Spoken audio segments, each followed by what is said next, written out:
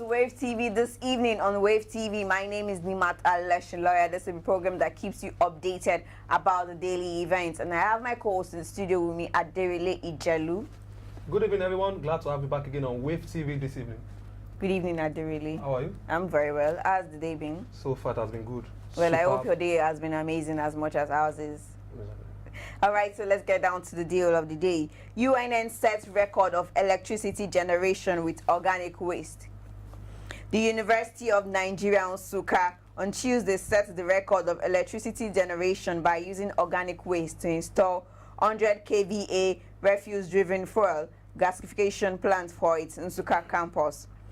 Professor Benjamin Ozumba, UNN Vice Chancellor, who expressed happiness over the project during its inauguration, said the university will no longer be a customer to Enugu Electricity Distribution Company. He said the project was first of its kind in Nigeria and described it as another feather added to the cap of the institution. Well, that's the welcome development. Yes, a very interesting and very great one. Hope other universities would take charge when it comes to electricity, using refuse to generate it. Okay, that's a welcome development for UNN. Also, let's go straight to the north. KB to actualize biofuel production from cassava, sugarcane.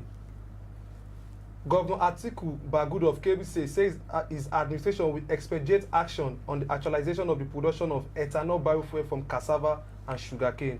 Bagudu made the statement in Zuru on Tuesday when he paid a thank you homepage to the Emir of Zuru, Alhaji Sani Sami, over the successful 2019 general election. He said the production would actualize under the Memorandum of Understanding MOU the state signed in 2018 with the Nigerian National Petroleum Corporation NNPC. Wow, KB state. That's nice. That's something that's coming from the northern part of the state. Yes, it is. Definitely, I hope Lagos is also copy, not like imitate them to do this kind of but thing. you know, the Lagos and Kebbi has always have a very cordial relationship with each other. So exactly from be, the lake rise. Yes. So who knows? Probably they have that in pipeline too. Yeah, maybe if KB has actualized it, they are going to copy from KB. Yeah. Since they are, let me say, party friends. All right, back to the east again. Enugu State government to construct stadium in Nsukka, Oji River. In Enugu State government has approved the construction of township stadia in Nsukka and Oji River local governments of the state. Mr. Greg Naji, Enugu State Works Commissioner, made the disclosure on Tuesday in Enugu while briefing newsmen on the outcome of the State Executive Council meeting. The proposed Nsukka and Oji River Township Stadia will be part of the legacy project of this administration. The style of this administration is such that every part of the state receives attention each time approvals are made for infrastructure development, he said. All right, straight also in Lagos State, Ekpe Ikorodu Expressway. Ekpe residents motorists tax Sanwo-Olu on rehabilitation. Some Ekpe residents and motorists flying the Ekpe Ikorodu Expressway on Tuesday today urged the incoming governor of Lagos State, Mr. Babajide Sanwo-Olu, to rehabilitate the road on assumption of office. The motorists and residents said this in Ekpe on Tuesday today. They said the only expressway linking Ekpe with Ikorodu was in deplorable condition. Mrs. Funke Atoyegbe, a businesswoman, said that the bad Ikorodu-Ekpe expressway was affecting commercial and business relationship between the two communities, Ikorodu and Ekpe.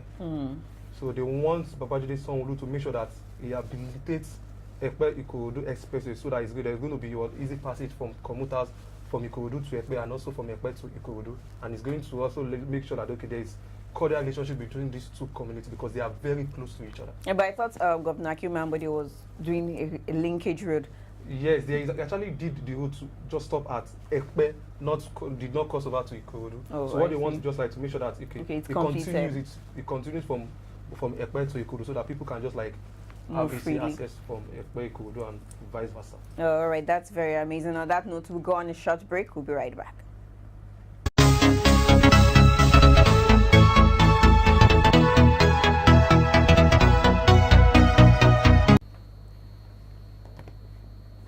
Welcome back from the short break. This is political issues.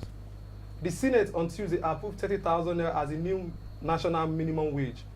The decision was reached after the upper chamber's ad hoc committee on new minimum wage headed by Senator Francis Ali Mekane submitted its report. The Senate then went to request the federal government to submit a supplementary budget to cover the new minimum wage structure for consideration and approval. House of Reps suspend plenary to April 2nd. The House of Reps has suspended plenary to April 2nd to enable members engage ministries, departments, and agencies MDAs at committee level on the defense of 2019 budget proposal. This was sequel to unanimous adoption of motion by the majority leader of the House of Reps, Femi Gbajabiamila, APC Lagos, at the plenary today. In his ruling, the Deputy Speaker of House of Reps, Yusuf Lasun, APC Osun, urged all standing committee to work and conclude budget defense before May. That's all on political issues. Don't go anywhere, we'll be right back.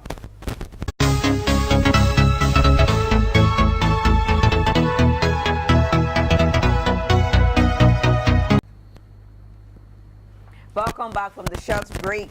Well, agency cautions against building on floodplain.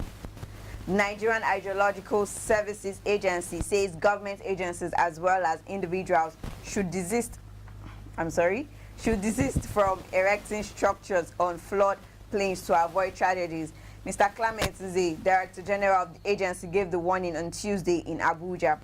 Nze's warning was in response to the question on causes of flash floods in some parts of the country at the beginning of rainy seasons.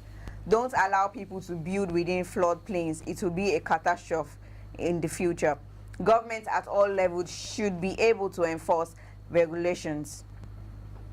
Lagos sets up 5 panels to investigate collapse of 3-story building on Lagos Island. The Lagos State government on Tuesday set up a 5 panel to investigate the immediate and remote causes of the collapsed 3-story building at Itafaji area of Lagos Island, which killed 20 people, majorly children, and wounded 45 others. Inaugurating the panel comprising professionals from private sector and in the built environment, Commissioner for Physical Planning and Urban Development, Prince Rotimi Ogunloye, said the term of reference of the panel included the determining of immediate and remote cause of the collapsed building at 63 Mercy Street, Itafaji, Lagos Island. This panel is going to serve as just like a committee report that is going to give the Lagos State government the way forward in order for them to avoid any such occurrences again in the future. So Lagos State is working. Exactly. All right. VC charges Bingham student to shun drugs, alcoholism. The acting Vice Chancellor of Bingham University in Nasarawa State, Professor William Kurex, has charged matriculated students for the 2018-2019 academic sections to shun drugs and alcoholism. Kurex gave the charge at the 14th matriculation ceremony of 591 students of the university in Karu on Tuesday. The Vice Chancellor said that the university has an environment which allowed for strict monitoring and would not permit students' engagement in drug and alcoholism. Drug abuse, smoking, alcoholism, cultism, and misuse of social media are some of the negative tendencies which pose daunting challenges to young people today. And that's all we have on my side. Yes, so I think that's all we have for you today on the program. You can join us tomorrow for another exciting episode of Wave TV this evening. Please subscribe to our YouTube channel, follow us on our social media pages as Wave TV 24, and do ensure you have a wonderful evening and a blessed night. Bye for now.